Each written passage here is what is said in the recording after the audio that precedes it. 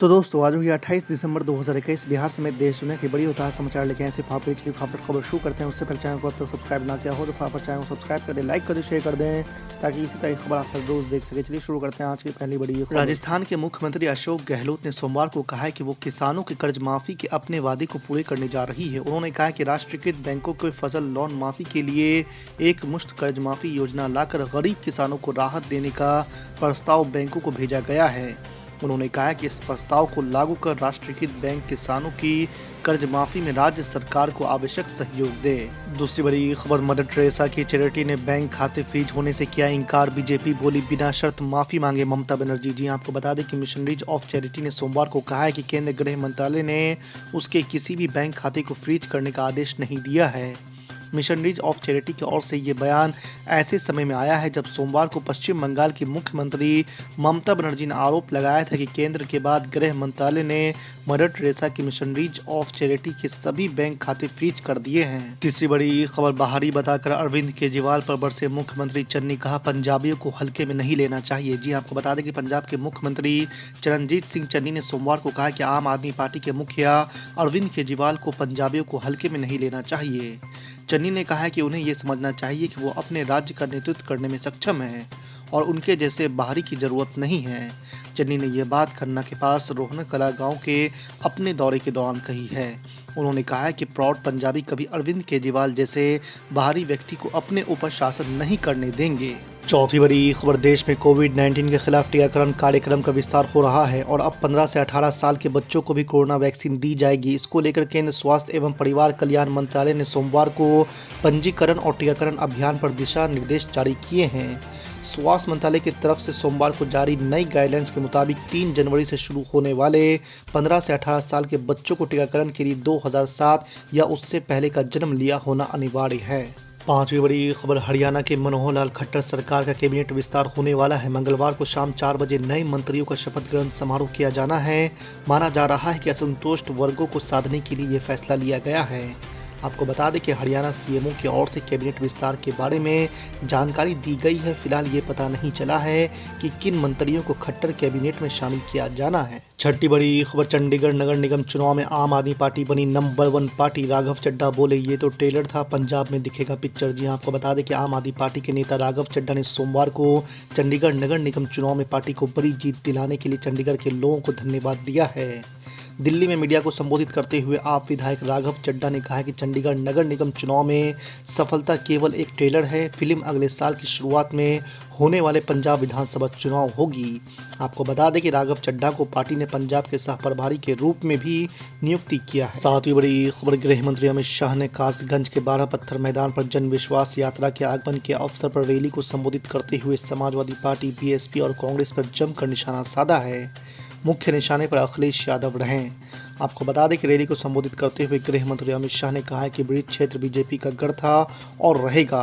ये कल्याण सिंह की भूमि है। आठवीं बड़ी खबर, मुख्यमंत्री योगी आदित्यनाथ ने 41 साल से कांग्रेस के कब्जे वाली रामपुर खास विधानसभा में सोमवार को विपक्षी दलों पर जोरदार हमले किए हैं। लालगंज इलाके के नयापुरवा में भाजपा की ओर से निकाली जा रही जन विश्वास यात्रा के पहुंचने पर आयोजित जनसभा को संबोधित करते हुए मुख्यमंत्री योगी आदित्यनाथ ने नाम लिए बगैर पूर्व मुख्यमंत्री अखिलेश यादव पर निशाना साधा। उन्होंने कहा कि 5 साल बाद भी काला धन मिल रहा है। समझ गए होंगे बबुआ ने नोटबंदी का विरोध क्यों किया था। नौवीं बड़ी खबर, ऑल इंडिया मजलिस इत्तेहादुल मुस्लिमीन के मुखिया असदुद्दीन अवैसी ने सोमवार को हरिद्वार में कथित हेट स्पीच को लेकर बीजेपी पर निशाना साधा है। असदुद्दीन अवैसी ने कहा कि धर्म संसद में हेट स्पीच उत्तराखंड में बीजेपी सरकार के सहयोग से हुआ है। असदुद्दीन अवैसी ने मांग की है कि सिर्फ केस दर्ज करने से काम नहीं चलेगा, इसमें दोषियों को गिरफ्तारी भी होनी चाहिए। डॉक्यूमेंटेड नहीं है। आपने सही कहा कि अखिलेश यादव और बीजेपी और बीएसपी हमारे ब्राह्मण भाइयों के वोटों के लिए पूरी कोशिश कर रही है, मगर देखिए इन तमाम में कॉमन फैक्टर है कि सिवाय 19% उत्तर प्रदेश के मुसलमानों के सब कास्ट और बरादरियों के ऊपर मेहनत की जा रही है और 19% मुसलमानों को इन तमाम पार्टीज़ ने यतीम और लाचार बनाकर छोड़ दिया है और इनके कोई वोट की अहमियत नहीं रही। तो यही बात हम उत्तर प्रदेश के मुस्लिम माइनॉरिटी को बता रहे हैं कि भाई आपकी कोई लीडरशिप को आपको पैदा करना पड़ेगा।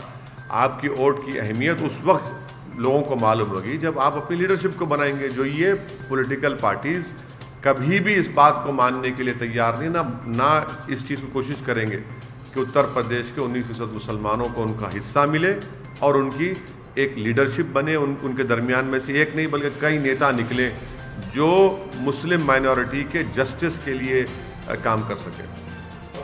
दूसरी बात, कल गृह मंत्री ने कहा था कि जो अगर सपा या बसपा की सरकार आती है तो राम मंदिर जो है वहाँ पर नहीं बनाएंगे। तो क्या राम मंदिर अभी भी इलेक्शन में बड़ा मुद्दा रहेगा?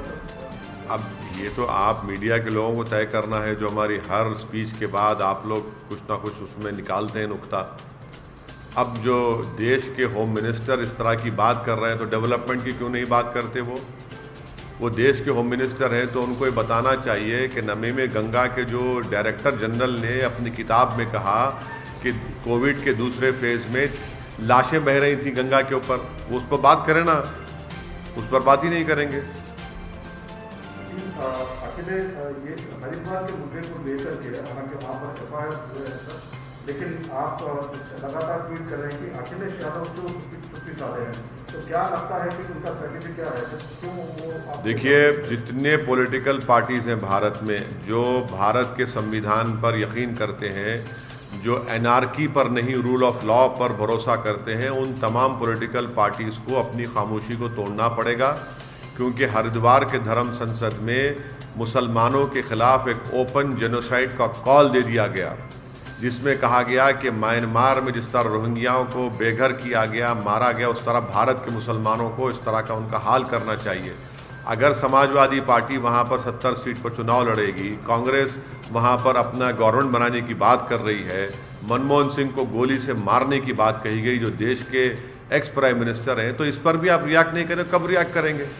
रूल ऑफ लॉ के ऊपर बात करेंगे या एनार्की के ऊपर करेंगे?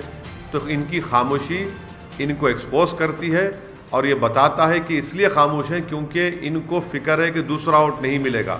मगर यहाँ पर वोट की नहीं, यहाँ पर जेनोसाइड का कॉल दिया जा रहा है। मगर अच्छा है, देश देख रहा है इन पॉलिटिकल पार्टीज़ को, चाहे समाजवादी और कांग्रेस हो, कैसे वो लोग खामोश बैठे। और उत्तराखंड में बीजेपी की सरकार के आशीर्वाद और पूरी सपोर्ट पर इस तरह के धर्म संसद हुआ। उन्हीं की सपोर्ट पर, उन्हीं की ईमा पर, उन्हीं की पूरी सपोर्ट के ऊपर इस तरह की बातें की गई। सिर्फ एफआईआर इशू करने से नहीं होता, उनको गिरफ्तार करना चाहिए। ये तमाम ऑर्गेनाइजेशंस को यूएपीए के तहत बैन करना चाहिए, तभी जाकर रोक लगेगा। वरना ओपन कॉल पर जेनोसाइड किया जा रहा है भारत के मुसलमानों के बारे में। ज़्यादा फोकस कर रहे हैं और 100 सीटों पर चुनाव लड़ने का भी ऐलान कर रहे हैं, तो क्या नजर आता है माहौल वहाँ का? देखिए, जहाँ तक मेरी बात है, मैं अपने तमाम पार्टी के जिम्मेदारों के साथ, पार्टी के अरकान कार्यकर्ता के साथ, हम सब लोग मिलकर मेहनत कर रहे हैं। हमारे हाथ में मेहनत करना है, जुस्तजू करना है, अच्छे फैसले लेना है। आगे इंशाअल्लाह ताला अल्लाह सुब्हाना व तआला उत्तर प्रदेश की जनता के दिलों में मोहब्बत डालेगा और वो वोट में तब्दील होगा। हम सबसे मुलाकात कर रहे हैं, सबसे बात कर रहे हैं और यही हमारी कोशिश है।